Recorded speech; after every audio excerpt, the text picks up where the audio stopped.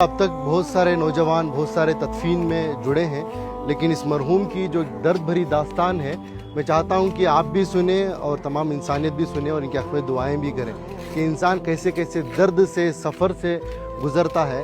जब ये अच्छा कमाते थे, केरला में रहते थे, सऊदी को गए थे, सऊदी को जाकर 90s की बात कर रहा हूँ, उस वक्त पर इनकी सैलरी 30,000 रुपये थी। 30,000 रुपये कमा कर अपने बीवी बच्चों को इंडिया देकर भेजते थे, बच्चों को काबिल भी बनाया।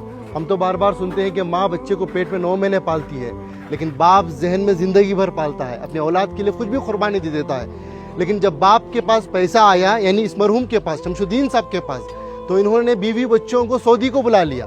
सऊदी को जब बुला लिया तो इनको भी, यानी इनके वाइफ को भी जॉब पे लगाया गया।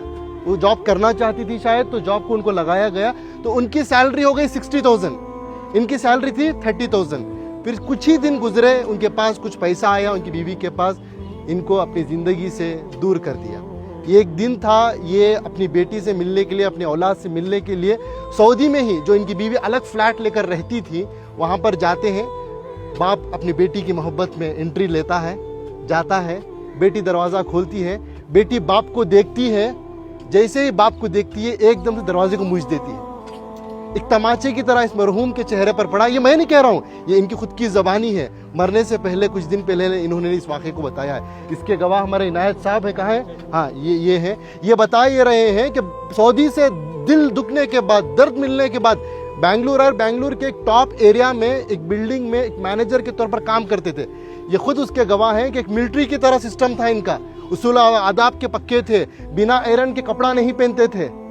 ऐसी अपनी जिंदगी, छोटा सा कमरा था, सीढ़ियों के नीचे से बेड डालकर, एक पंखा लगाकर, उसे भी पाक साफ रखकर जीते थे।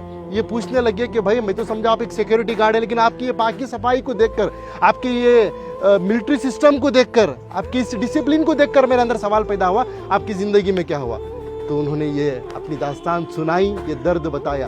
तो बस मैं इंसानियत से यही बात कहना चाहता हूँ कि दौलत तो कमाना है, वो मुकद्दर की मिलेगी, लेकिन अपने रिश्तों को बनाएं पहले, अपने बच्चों को, अपनी औलाद को मुसलमान बनाएं, इंसान बनाएं।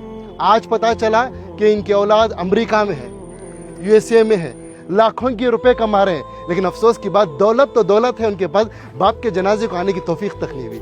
ये अल्लाह का करम है कि अल्लाह ने मुझे और आपको चुना है। मैं और आप आए नहीं यहाँ पर, अल्लाह हमें भेजा है, अल्लाह ने हमें ये तौफीक दी है, तब जाकर इस कब्रस्तान में आए हैं, इस मरहूम के जनाजे में शिरकत कर रहे हैं। इस मरहूम की नसीब देखिए, आज मस्जिद में नमाज़ के जनाजा अदा हुई। इनाम भाई, बड़ा मजमा था, मस्जिद के इमाम साहब, एक आलिम दीन ने इनका जनाजे की नमाज़ पढ़ाई, और तमाम अल्लाह के नेक बंदे मिलकर आकर आज तदफीन के लिए जुड़े।